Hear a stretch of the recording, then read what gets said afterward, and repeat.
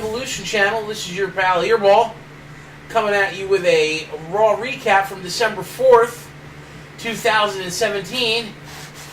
So how's everybody doing today? I hope everybody's well. Getting in your holiday shopping. Sporting through the 24 days of Christmas. Hope everybody's enjoying it. So they start off this week again with Roman Reigns up at the forefront. This has gotten boring with the start of the show. Always has to have somebody cutting a 20-minute promo. Like, why can't we just go into having a match and then do the promo after the first match? Like, do something different once in a while. This recurring, let's waste 20 minutes BS is beyond ancient. Like, it is ridiculous. Maybe it wouldn't be so bad if it was actually good promos. But the same week of Kurt trying to break someone up from killing themselves against each other, you know, last week it's Braun and his, bastard son. This week it's his bastard son, and now Roman Reigns. I'll tell you what. The Jason Jordan thing's a failure. It is beyond a failure. It's irreprehensible. As great as it is to involve Kurt Angle in a long storyline, because I love me some Kurt Angle, Jason Jordan just can't do it. He can't cut it. His in-ring's fine, but his mic skills and promo capabilities and just overall acting, it's a lot of bad acting. And I understand he's green, but that's the whole point. Maybe you don't put people who are that green in this position. You're supposed to protect certain talents. You know? It seems like WWE's doing the opposite of what Paul Heyman used to do back in ECW. Paul Heyman used to hide what their wrestlers weren't, what the talent was weak at, he would hide, and he would promote their strengths. Hide their imperfections, promote their strengths. Seems like WWE's doing the opposite. They hide their strengths and promote their imperfections. The imperfect part of Jason Jordan is the fact that he is beyond wet behind the ears. He is literally a zygote in professional wrestling. And his in-ring skills are at the top, the plethora of the other talents. He knows how to handle himself in the ring. He's got a super athletic build. He is something you want to see succeed because the longevity is definitely there for him to take. He's only in his 20s. So if they get him hot now, they can grab that wave and just keep riding it. That's ultimately what WWE wants to do here. They're trying to create generational characters. And I don't mean as in passing the baton between Kurt and him. I just mean that WWE has done a lot of bad over the last 10 years of building talent. Roman Reigns is homegrown. One of the few. Other talents that are at the top of the mountain right now in WWE are not homegrown. And that's a problem for Vince McMahon. Vince only likes to get behind his creations. Kevin Owens, Sami Zayn, Nakamura, Finn Balor. None of them are creations of Vince McMahon. They work for him now. But they got over through years of cutting through the grit. Same thing as Daniel Bryan. Daniel Bryan was not the creation of Vince McMahon. And what that means is ultimately you weren't christened by Vince. You got over on your own accounts, no matter how hard the machine keeps you down. Braun Strowman is a homegrown guy. He did not come from wrestling. He is from outside sport. He is from powerlifting. World's Strongest Man stuff. So he's a homegrown talent. They've taught him everything in the ring that he knows. is homegrown within the WWE Performance Center and on the main roster. There are other countless talents that are not homegrown. Now, some are homegrown that they just don't put over. Bray Wyatt, he's homegrown. He's bleeding WWE. His father was Erwin R. Shyster. IRS, Mike Rotunda, legendary mid-card guy. Like, IRS was a lackey for Ted DiBiase back in the late 80s, early 90s. He stretched probably a 15-year career wrestling in WWE, WWF at the time. I don't think he worked for Vince's father because I don't think he wasn't in the business yet. But I know he worked for Vince. He's one of many, and he still works for him for this day. I guarantee you Mike Rotunda's in the back. He's one of those type of guys.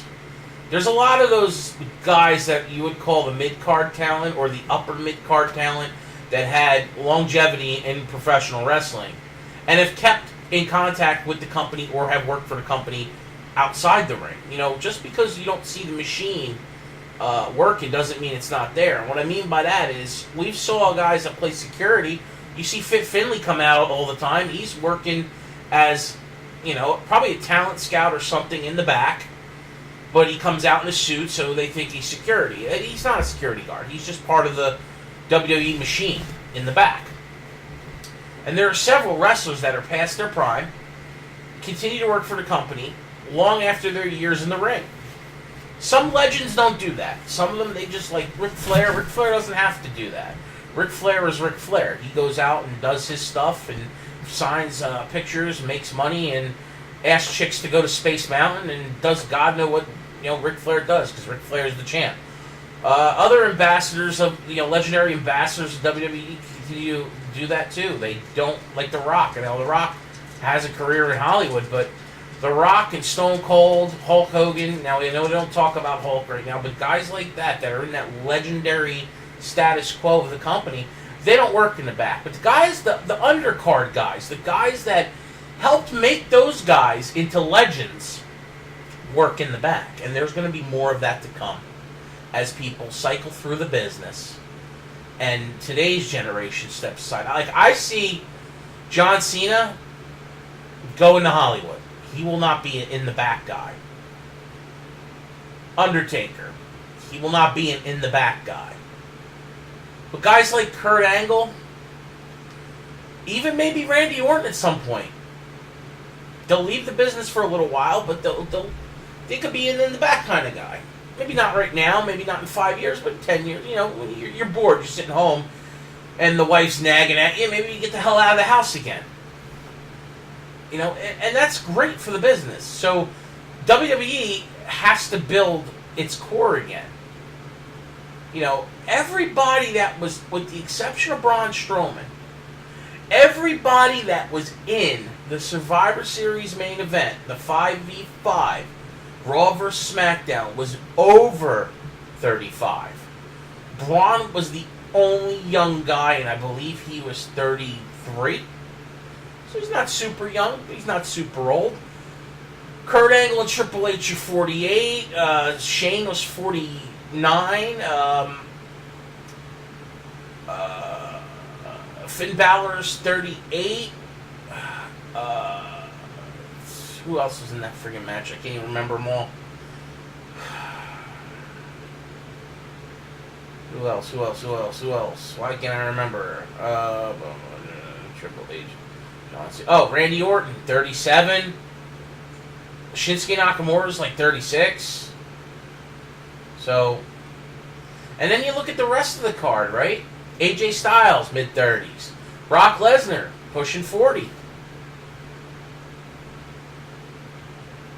The Miz is in his mid-30s. Like, all the talent that's got belts, non-female talent, although we know Charlotte's in her 30s. But Alexa Bliss is in her 20s. It seems the females get to hold their titles when they're in their 20s, for the most part. I guess Vince wants them young. Sex sells people. Having hot female wrestlers isn't by mistake. They want athletic women that also look good on camera. It's very rare when they don't. Nia's a big, heavy girl, but she's no Bertha Faye. Bertha Faye was fat. Not really that attractive. She was what you call the old school girls. Just big and bad, kick your ass. Most women in professional wrestling are very attractive. From the times of before the Divas, like the fabulous moves of Mae Young's, to the Divas, and then now the Women's Revolution, majority of the women are sex appeal. Sex sells. So there's probably a reason why the women are in their 20s when they're winning titles. Charlotte just happened to start later in life. She's also a genetic freak, in a good way, and a legacy of one of the greatest professional performers in all of wrestling, Ric Flair. And I know I've been going on tangents and rants here, but I'm trying to give you knowledge of this business as to why Jason Jordan and Roman Reigns are starting off Raw in 2017. They're products of Vince McMahon. Jason Jordan might have, college wrestling career, and we all know Roman's an ex-football player. He's also a pedigree of a legacy in the Samoan Empire that is WWE. But they're both in their 20s and have 10 to 15 years in this business easy. So the more they're promoted to the top, the better. Raw is trying to breathe life into this situation. Oh, and even Dean Ambrose and Seth Rollins, I'm not forgetting them. Samoa Joe built a 16-year career outside WWE. Bobby Roode, he's 40, same thing. I forgot to mention his name before. Built a career outside the WWE. Not saying it's a bad career. Seth Rollins built a career in Ring of Honor. Dean Ambrose did some, just like AJ Styles, did some scrub matches back in the day for WWE, but where did he build his career? Outside the WWE. Now, they came to WWE as people that weren't super over, but they were over enough because people who were in the Smart Mark crowd know who they were and helped push them in NXT to get to the point where they're as over as they are. They are very beloved superstars. But as you can see, all the heavy talents, all the heavy-hitting names that are on Raw and SmackDown right now are all in their mid to upper 30s, if not 40s to late 40s. That's not good for the business long term. Yes, you can professionally wrestle in main events into your 50s because these guys are genetic freaks and they take very good and take care of their body. But as we can see, the closer you get to 50, the worse things get, even if you're a super athlete.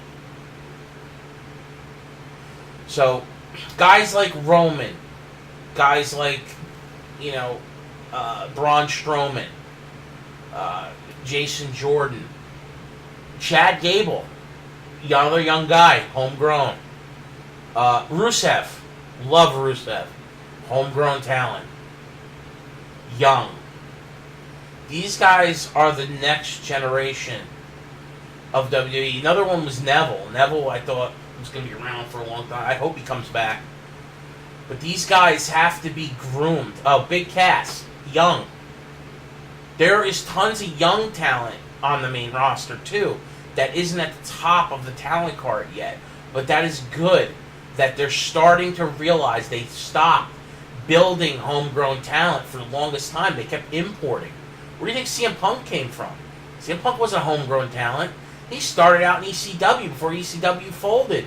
Then he was on TNA, he was in New Japan. He built a career outside of the WWE. These guys that all build careers outside of WWE, they bring with them the perception of greatness from what they've done outside the company. Not saying they can't achieve it, like AJ Styles. AJ Styles has totally transitioned. He is now... Vince is in love with AJ Styles. AJ Styles can do whatever the frick he wants right now. He's got the ear of the boss because he's that damn good. He's a company man, true and true. He'll do what he's told, has no problem doing it, whether it's to win or to lose. You know, hop on a 16-hour flight just to get somewhere because we need you, AJ. Because you're that damn good. AJ is phenomenal, and it's a shame that it took so long. Thank God AJ didn't do what Sting did. Sting could have been in the WWE 10 years before he showed up. We would have had 10 years of Sting. I don't know how many times he would have won the title in between there, but it would have been so much better for the brand. Because we would have got to see guys like John Cena and Randy Orton have long-time feuds with Sting. Sting was having feuds with guys in TNA that some people don't even know who the hell they are. Yeah, I mean, Samoa Joe, Bobby Roode, but those are a few guys. There's other guys that'll never make it to WWE that were in TNA, having world title championship matches with Sting on TNA back in the day. Anyway. Oh, and I think Elias is another young talent. I have to double check, though. I still don't know everything about it, but I like what I'm seeing. Anyway, after the 20-minute promo, you know, typical Jason Jordan acting like spoiled brat that he is, calling out the big dog, calling out Samoa Joe. He hates everybody, wants to beat everybody up, because the kid is trying to ultimately prove to his father his worth. That's the angle they're putting out here. The way he keeps demanding that his father put him in matches and stuff like that is irrelevant. This is the typical "Dad, I'm worthy. I'm going to show you how worthy I am" type of thing that they're doing here. Now, ultimately, this could play into two scenarios: the Triple H versus Kurt Angle scenario for WrestleMania, or Kurt Angle versus Jason Jordan scenario for WrestleMania. I'm going to take the latter because I think it'll help Jason Jordan actually by turning on Kurt Angle and turning heel for his career. But as it stands right now, his career is in limbo. I know they're pushing him. I know he's on doing stuff that's in the main spotlight of Raw, but it's not working. They need to change it up. So I'm hoping that heel turn comes soon enough. It looks like it's heading that way. Basically, we get a match between we get a match between Jason Jordan and Roman Reigns because he attacked Roman from behind. So it's an impromptu Intercontinental title match because the Intercontinental title has become the U.S. Challenge on Raw. It's the same damn thing. I find it funny that these challenges can only get made when a babyface has the title. The heels don't do open challenges. I think if you stirred it up a little bit and had heels say, "I'm the baddest son of a bitch that's ever had this title," and do these open challenges, but they don't do that. It's typical getting away with easy and not caring about anything. So Roman Reigns wins, defends against Jason Jordan. Decent match. You know, these guys can go, and they do their routines fairly well, and I like seeing Jason Jordan be able to, like, toss around the bigger opponent. It is pretty good. But, you kind of knew that Jason Jordan wasn't going to win here. They're not going to give him the title. And they're not probably going to have Roman drop that title for a couple months, if at all. He could carry that title into WrestleMania if he's doing a Brock title champion versus champion match, because we all know Vince wants to relive the Hogan Warrior days. We might see that. Oh, your next match, we get a returning Paige for the first time in over a year. We're going to see her actively wrestle in the ring. And she went against Sasha Banks, someone she's familiar with. Two of the best female talents on the Raw roster. Yes, I'm still going to include Paige with the top of the cream of the crop of the girls. I still think she's there. Will I say she's rusty? Absolutely. A couple blown spots during this match, a couple missed kicks, a couple missed punches. Like, you could see when they're pulling their punches, pulling their kicks because they don't want to hurt the other competitor. Well, she was missing completely on some of the stomps. The only thing that seemed to look smooth was the submission maneuvers, the final maneuver to get the pin, and her headbutt. Her headbutt still looks wicked good, but a lot of her punches and kicks were off. That spot in the corner where she did a sit-out power bomb off the top turnbuckle, Paige slipped and completely let go of Sasha, and Sasha still made it look like the momentum of Paige took her down. No, Sasha did that whole move basically on her own. And if you go back and watch it in slow motion, you can see exactly what I'm talking about. It's because a lot of spots take both competitors to get to perform them.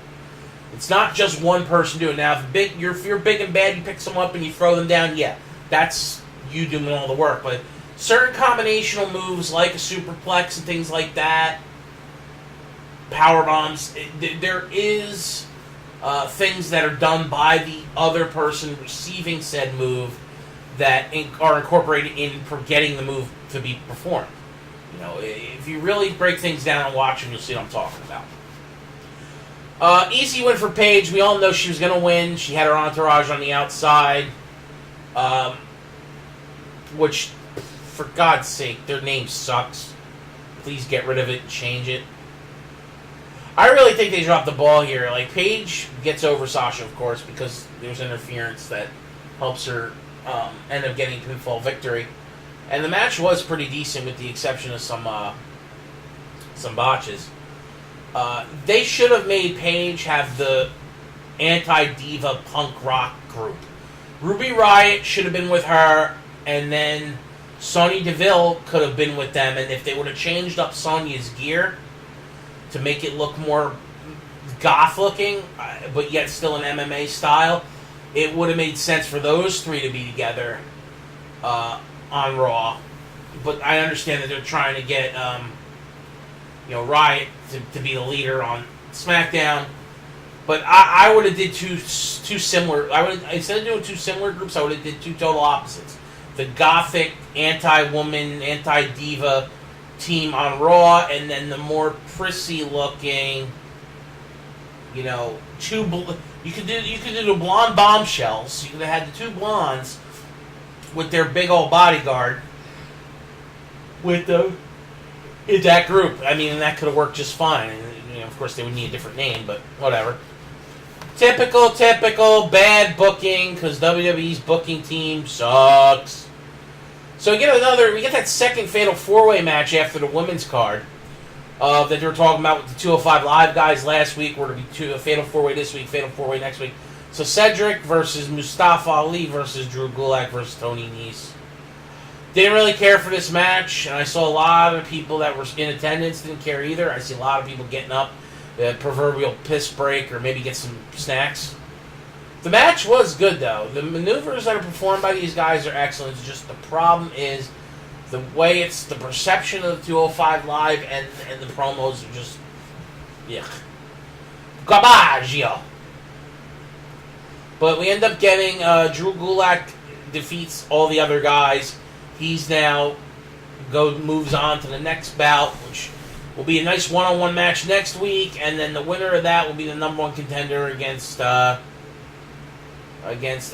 We all know Gulak's not going to win because they're not going to have a heel versus a heel champion. So Gulak's not winning, and that's pretty much it. So the next match is Elias versus Braun Strowman. Elias was cutting his promo, doing his thing with his guitar, and I guess insulted something. And Braun is still pissed off from last week. He comes storming down, and he looks like he's ready to just destroy whatever's in his path. He comes stomping down to the ring. He's beating the crap out of Elias. It's pretty much a no contest. He's just toying with him and beating the crap out of him. Now the match ends up getting stopped because Kane comes on the Titantron and just upsets Braun, and the match just kind of goes on without any.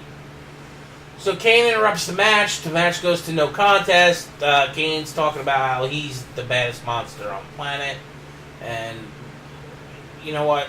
No one cares. Kane, leave TV again, please.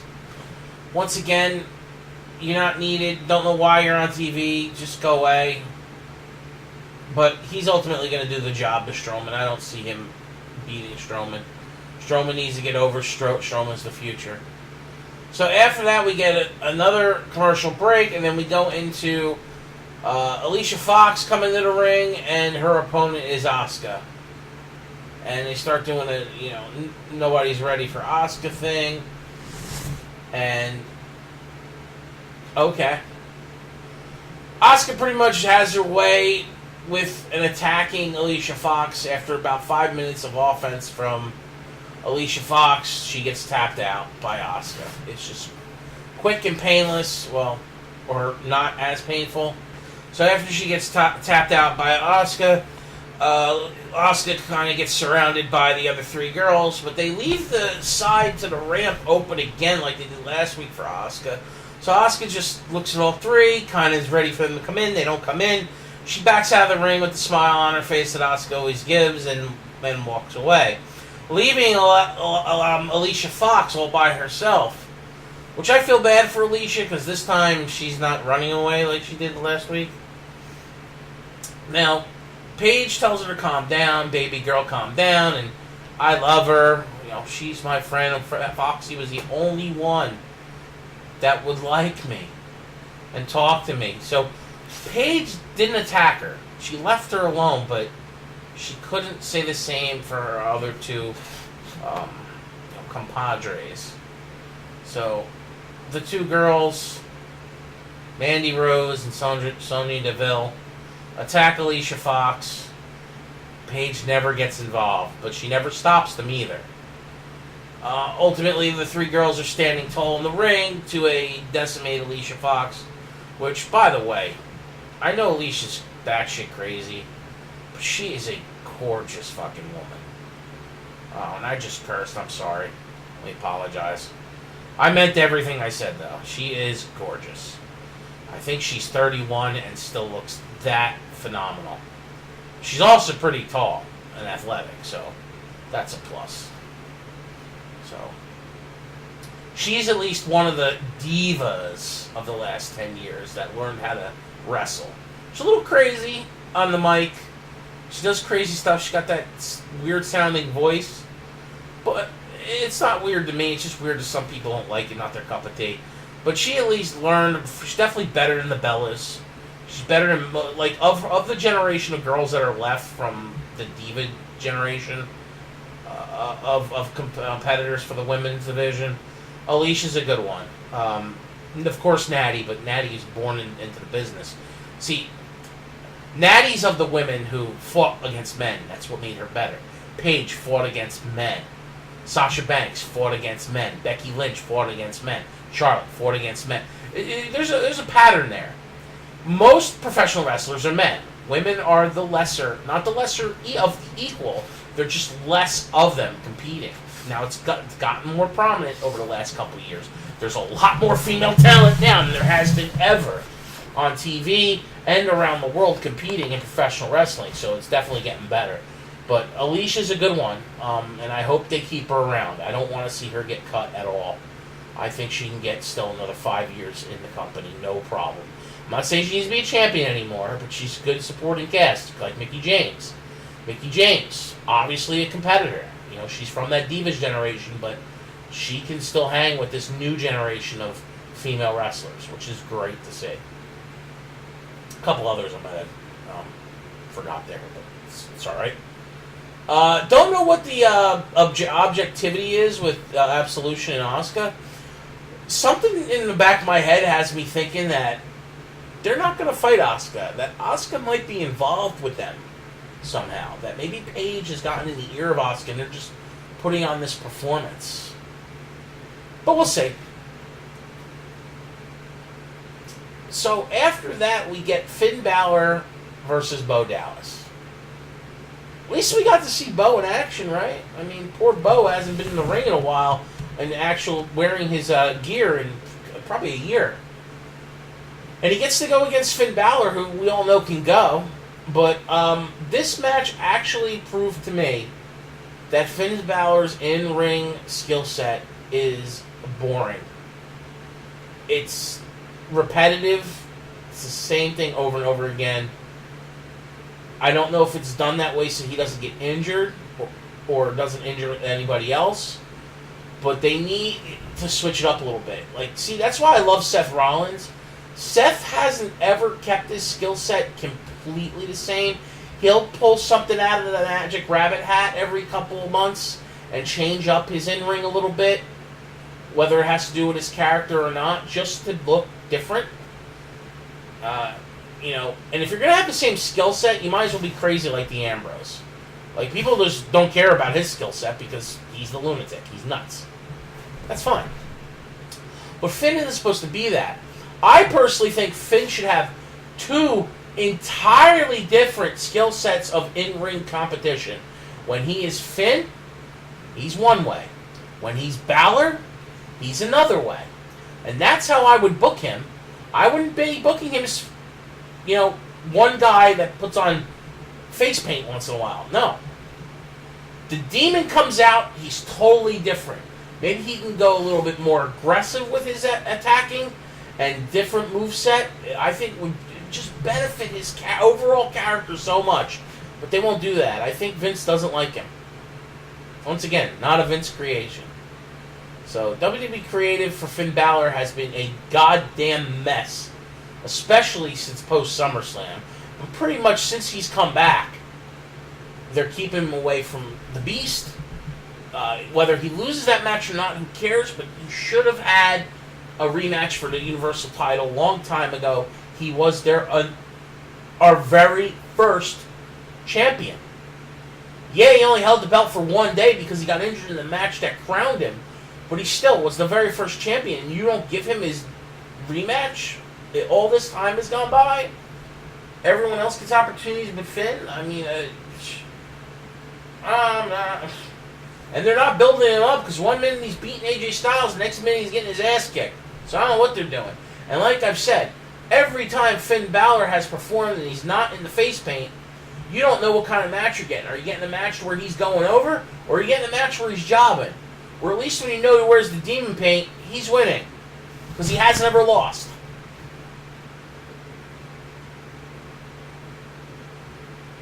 Next match we get after that, of course we get a Finn Balor victory, if I didn't say that already. You get the match of the night, which ends up being the Raw Tag Team Champions, The Bar, of Sheamus and Cesaro versus former champions Seth Rollins and Dean Ambrose. Now, I actually thought that Seth and Dean were going to win back the titles here. I was actually thinking that they're going to, unbeknownst to all the reports saying the Shield's breaking up again, that they were going to actually put some belts on these guys and have all three Shield members with all the belts on Raw, with the exception of the Cruiserweight belt and the Women's Championship, because we all know the Universal title doesn't matter because Brock Lesnar has it under siege. We can't see it on TV unless Brock shows up for some catering and a quick little Paul Heyman chit-chat in the ring.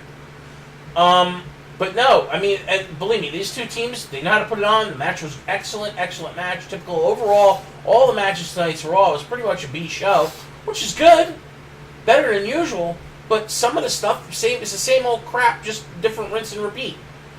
But the end of this match ends up with Sheamus and Cesaro retaining. And it was kind of disappointing because they had Samoa Joe interfere, which of course is because these two members of the Shield, he's got prior history with them. He hates the Shield. Samoa Joe does whatever he wants. Plain and simple. I'm guessing now we're going to see a 3-on-3 next Monday. But, don't know. I don't know if they're going to have Roman lose to Samoa Joe either. That could happen, but I just, for some strange reason, think we're going to see champion versus champion at WrestleMania with Brock and Roman, because that's a pipe dream for Vince. I wouldn't go that way. I know there's other podcasts that go and say there's totally other ways they can go about this. But it is what it is, and that's where they're going in 2007. Well, to close out the year in 2017. It looks like 2018 will, leave off right where 2017 left off. And I feel bad for wrestling fans. I think that some of this is good because it could be so much better. It's not horrible, but it ain't great. And I want great. Because I've seen great. Anyway, this is your pal Eirbal. I'm going to end it here because I did so much babbling in the beginning. I don't want to babble anymore. Sorry, there was a problem with my SmackDown review last week, so it wound up not taking and not getting uploaded. I'll be coming back with a SmackDown review upload shortly, and be sure to check in next week. I will be doing not only the Raw and SmackDown reviews or recaps, I don't call them reviews, duh, but I'm going to do the broadcast premiere of NXT and the Tribute to the Troops night. I'm going to watch everything and give you guys some content on here. And like I've said before, like and subscribe, tell your friends, let's grow the community, follow me on Twitter, and I'll be back here with you next week. Stay real, everybody. Peace. Eirbal out.